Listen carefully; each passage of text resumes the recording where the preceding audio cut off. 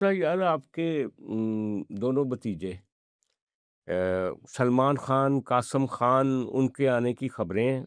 अगले महीने वो आ रहे हैं और करण और अर्जुन आएँगे और वो आके बदला लेंगे। मुझे ये बताएँ कि उनका आना देखें इस बात में तो कोई शक नहीं है इस वक़्त कि इमरान खान साहब की जो स्पाइक है ना पॉपुलैरिटी की वो सबसे ऊपर है। अगर ये दोनों बच्चे आ जाते हैं, दोनों अंग्रेज़ी बोलने वाले खूबसूरत शहज़ादे हैं, प्रिंस हैं, वो आएँगे और जो स्टारडम है इमरान खान साहब की उसमें तो वो बहुत एक स्पार्क ऐड करेंगे। आपको क्या नज़र आ रहा है? यार ये करण अर्जुन की जो स्टोरी है, जो कहानी है, जो इंडिया फ़िल्म में दिखाई गई है, उसमें तो करण अर्जुन कोई 20 साल बाद आए थे। नहीं, अब ज़माना तेज़ है ना, वो एक्स जनरेशन थी, अब ये जो है इसमें ये करण अर्जुन जल्दी आ जाते हैं। ये अब ज़ी जनरेशन है अच्छा, भाई। अच्छा, अच्छा, अब वो और करण अर्जुन मैं वही कहता था मैं अब आप इनको 10 साल को सॉरी 20 साल को 2 साल पे ले आए ना, अच्छा चलो मैं उसमें वो ले आता चीज़ हूँ सोचें। क्योंकि मैं मुर्शिदी ग्रुप से अक्सर ये बात पूछा टाइम करता था। स्पैन बहुत तेज़ी से श्रिंक हो रहा है। देखिए ना आपने मेरी करेक्शन कर दी क्योंकि मैं उनसे मुर्शिदी ग्रुप से यही बात करता था कि करण अर्जुन जो है ना, जो हमने फ़िल्म देखी है इंडिया की, जिसकी आप बात करते, वो तो 20 साल बाद आए थे। तो ये इनके पास जवाब नहीं होता था, जवाब मुझे नहीं दे रहे कि वो जी जनरेशन आ गई है, वो एक्स जनरेशन थी, ये मुर्शिदी ग्रुप ने मुझसे नहीं कर सके थे, ये दाएँ-बाएँ देखते थे। लेकिन सच यही है। सच अगर यही है, तो इस सच को मानते पहले क्यों नहीं आए? ये यार मेरे दोनों भतीजे पहले क्यों नहीं आए? यार वो उनकी वालदा रोक रही थी, वो 3-4 देखें महीने तक वालदा को पहले नहीं पता था कि मेरे बच्चों के बारे में कह दिया गया है कि वो पाकिस्तान जाएँगे। देखें वालदा चाह रही थी उनकी कि वो कोई डिप्लोमेटिक लेवल पे कोशिश करें उनके बच्चों के बाप को बाहर निकालने की, वो पॉसिबल नहीं हुई।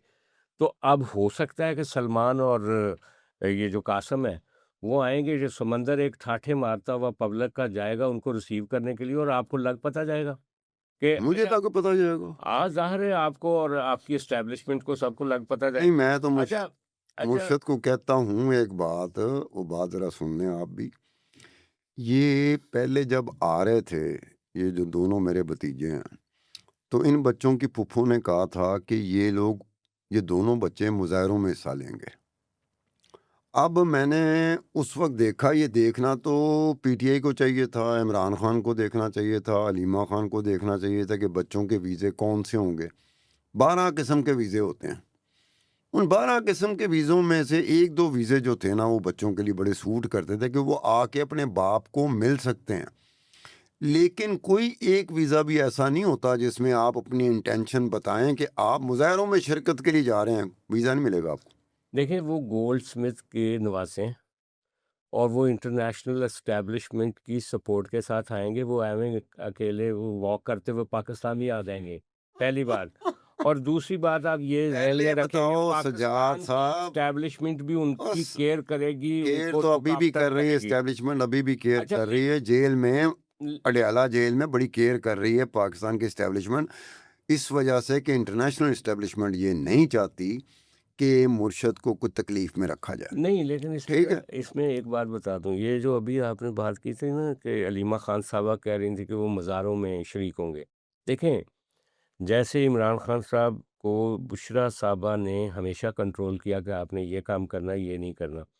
उसी तरह बच्चों की जो बाग है ना या जो डोर है, वो जमाइमा बीबी के हाथ में होगी।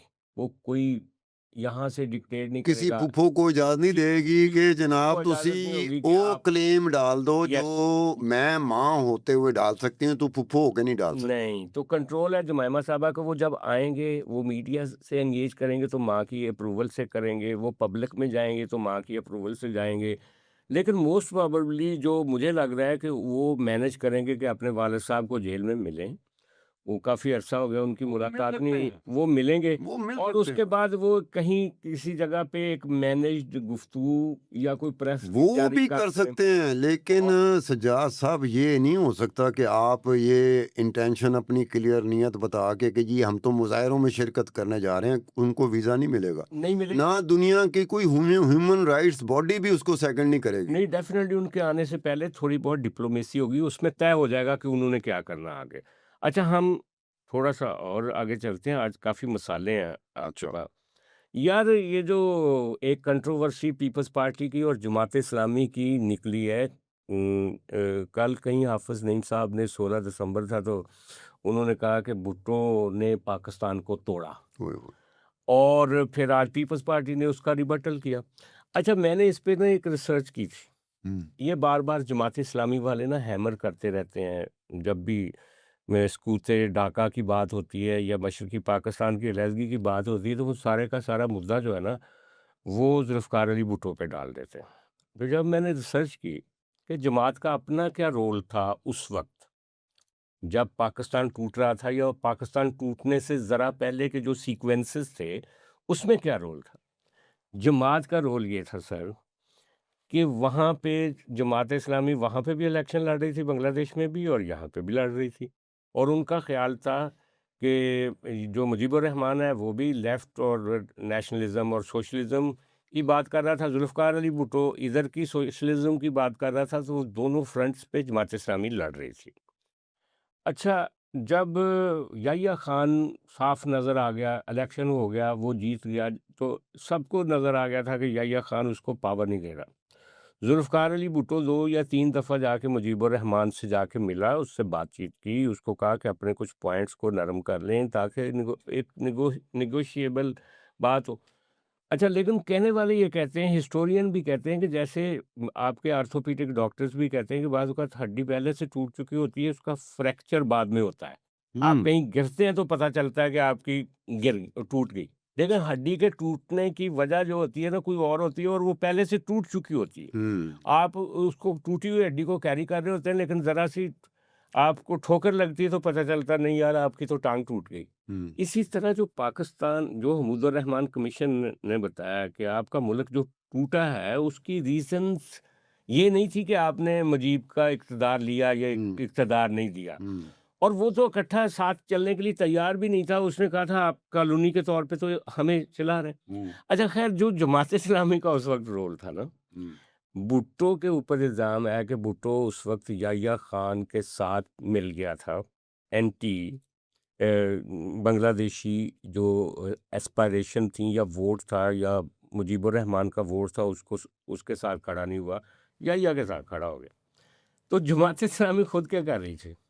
जमात इस्लामी हमारे फ़ौजी ऑपरेशन में अल-बदर और अल-शम्स के तौर पे फ़ौज के साथ लड़ रही थी, बंगालियों को मार रही थी उनको, हुँ। मुजीब की पार्टी को। यानी भुट्टो तो एक सियासी, भुट्टो का तो अलायंस होगा ना, अगर एस्टेब्लिशमेंट से अलायंस होगा भी तो। और इनका तो वो था मारपीट का, हुँ। गोली का, खंजर का। अच्छा ये नहीं लगा सकते अच्छा, वही अगर ये इस तरह से आप अपना वो हक़ खुद इरादियत होता है, क्या होता है? हाँ, जो भी वो है। खो देते हैं आप। हाँ, क्योंकि आप मगर मेरा किसी भी किरदार मेरा मशकूक हो जाए ना हाँ। किसी भी इस तरह के मामलात में तो तो फिर मैं नहीं बोल आपको नहीं सकता। हुआ। हाँ। अच्छा, फिर मैंने जब रिसर्च की, तो मैंने कहा एक बड़े सीनियर जर्नलिस्ट हैं, वो इस पे आर्गूमेंट कर रहे थे। मैंने कहा मुझे एक स्टेटमेंट दिखा दें मौदूदी साहब का कि उन्होंने कहा हो कि इक़्तिदार जो है वो मुजीबुर रहमान को दे दिया जाए। हुँ, हुँ। तो वो कहने लगे उस वक़्त मौदूदी साहब के पास तो कोई सीट ही नहीं थी, तो वो क्या उनका बयान होना ना होना। मैंने कहा आज इस डेट में क्या ये जो आपके हाफ़िज़ नईमुर रहमान साहब हैं, उनके पास कौन-सा मैंडेट है कि वो बार-बार कहते हैं इमरान खान का मैंडेट वापस करो। वो उसने अपनी जीती हुई सीट जो है, वो कहा नहीं जी ये मैं नहीं जीता, यहाँ से पीटीआई जीती है, उसने हलफ़ नहीं उठाया हाफ़िज़। उस वक़्त मौदूदी साहब ये नहीं कह सकते थे कि वो जो सीटें छोड़ी थीं अवामी लीग ने, उनकी जगह पे अपने बंदे इन्होंने इलेक्ट करवा लिए। याह्या खान के साथ मिलके, लेकिन एक स्टेटमेंट नहीं है कि आप मुजीबुर रहमान को इक़्तिदार दे दें। हुँ। एक स्टेटमेंट नहीं है उनकी। हाँ, तो और नहीं जमात बोल इस्लामी तो क्वालीफ़ाई ही नहीं करती कि वो भुट्टो के ऊपर इल्ज़ाम हाँ, लगाए। नहीं, नहीं, वो बंदा जब आप देखते हैं ना, मैं वही कहता हूँ एक कोई हादसा हो जाता है। हादसे में आप भी शरीक हो, मैं भी शरीक हूँ, तो ना आप बोल सकते हैं, ना मैं बोल सकता हूँ।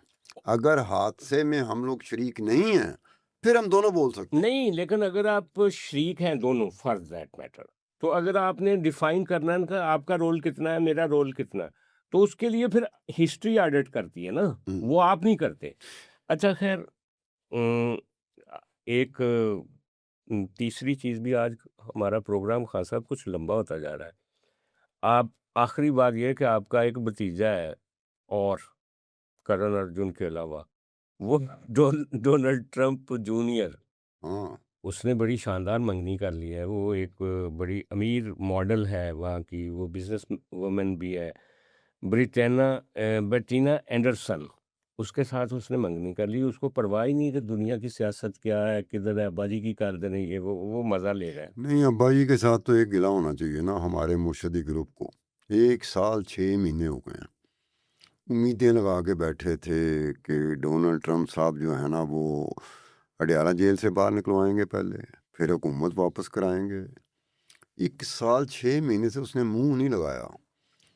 तो वो उसका बेटा है जो कि डोनाल्ड ट्रंप जूनियर है। ये जो मंगनी की है ना, ये हमें पता नहीं है कि अब्बे की कॉन्सेंट बीच में है कि नहीं है। अमेरिका है, अब्बे अमेरिका की में क्या ज़रूरत है वहाँ पे? हाँ, अमेरिका में लड़का-लड़की राज़ी है हाँ, दोनों। अमेरिका में ज़्यादा नहीं देखा था लेकिन फिर भी हमें देखना पड़ेगा। हाँ, डोनाल्ड ट्रंप के ख़ानदान में एक दामाद है डोनाल्ड ट्रंप का। मैं जितना भी पढ़ा हूँ ना, जितना भी पढ़ता गया तो मैंने महसूस किया कि डोनाल्ड ट्रंप के करीब वो उसका दामाद है। डोनाल्ड ट्रंप की बेटियों और बेटों से ज़्यादा डोनाल्ड ट्रंप के करीब उसका दामाद है। और वो या तो फ्रीक्वेंसी दोनों की ससुर और दामाद की मिल गई होगी। अब इस डोनाल्ड ट्रंप जूनियर के बारे में ज़्यादा नहीं जानता कि लेकिन डोनाल्ड ट्रंप स्मार्ट आदमी है। वो डोनाल्ड ट्रंप जैसा वो नहीं है, स्लगिश टाइप नहीं है, बड़ा स्मार्ट है मुंडा। नहीं, डोनाल्ड ट्रंप का एक है डोनाल्ड ट्रंप का कि डोनाल्ड ट्रंप जैसा ये एक ऐसा बंदा है खुदा की कसम। ये आपके बारे में बात कर रहा हो तो आप उम्मीद करोगे कि डोनाल्ड ट्रंप मेरे बारे में अच्छी राय रखेगा। डोनाल्ड ट्रंप का पता ही नहीं चलता कि वो गुफ्तगू करते-करते आखिरी जुमला ऐसा ठोक देगा कि सज्जाद साहब आपको भी दुःख होगा कि यार ये की कर गए।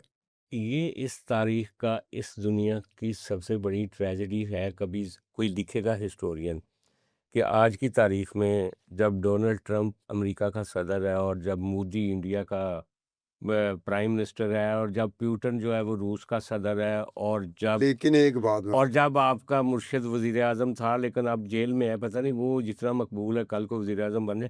यानी ये वो सारी पागलों की लौट है। ये लौट ज़रूर है लेकिन एक बात आप बीच में ये इस दुनिया के लिए बहुत बड़ा खतरा है। खतरा है लेकिन एक चीज़ ये जब से जंग हुई है, मई की जंग पाकिस्तान इंडिया की हुई है, उसके बाद से प्यों-प्यों के नहीं होता डोनाल्ड ट्रंप नरेंद्र मोदी को मारी जा रहा है। वो इसलिए कि दोनों दोनों एक दूसरे की कॉपी हैं और वो बदला क्यों ले रहा है। लगता है वो जो rising India India India India का शोर मचाते थे ना, उन्हें क्या अच्छा, वो कहते हैं वो पाकिस्तान है यार छठा, बड़ा सात सार्कास्टिक जहाज आठ। सार्कास्टिक होके, बड़ा सटायर होके डोनाल्ड ट्रंप ये पिछले 5-6 महीने से कमाल है, कमाल। 6-7 महीने से जिस तरह से जी मैं जनाब सत्तार खान साहब, आज का प्रोग्राम काफ़ी लंबा हो गया। आज इतना ही, कल फिर हम मिलेंगे और आपके कुछ दोस्त आपके बारे में राय का इज़हार कमेंट्स में करते हैं, कुछ हमारे बारे में करते हैं। यार करते रहें, कल हम ना रखेंगे आखिरी 2-3 मिनट, आपके जो दिलचस्प कमेंट्स होंगे, हुँ। उनका हम ज़िक्र करेंगे। बहुत शुक्रिया, खुदा हाफ़िज़।